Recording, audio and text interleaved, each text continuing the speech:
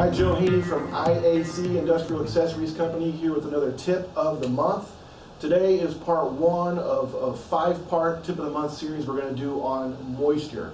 How does moisture get in your baghouse? It is a common complaint from the majority of our customers that they're commonly dealing with moisture inside a baghouse. And there's really a limited number of reasons as to why that can happen. The first reason we're going to talk about in this part is your doors and your door seal. It is very common for door seal on a baghouse to get worn out. And when we're talking doors, that could be lids on top of the baghouse, walk-in doors on a walk-in clean air plenum.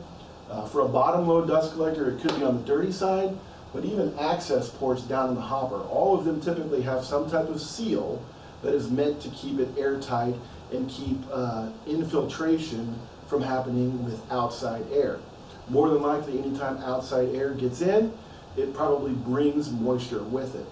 The bad part is most our customers are tasked with getting a baghouse back up and running quickly. So if you open a lid or a door, that means you're probably not replacing the door seal when you close it back up. So the number one way you fight moisture getting into your baghouse through doors is you got to replace the door seal. And if you're not doing that, you can at least use some simple ways to test to see if it's a problem. That could be something as simple as taking some soapy water or soap suds and putting them up around that door. And if you see some bubbles crackling, you know that there's some air leaking in that area. Or you could get as fancy as having some sort of gun to measure sound levels so you can actually hear that leak around that door. And our recommendation is always to get that leak fixed as quickly as possible.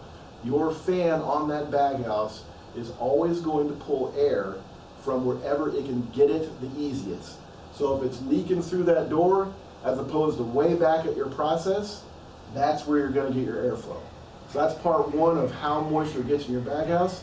Stay tuned for part two next month. I'm Joe at IAC. Thanks.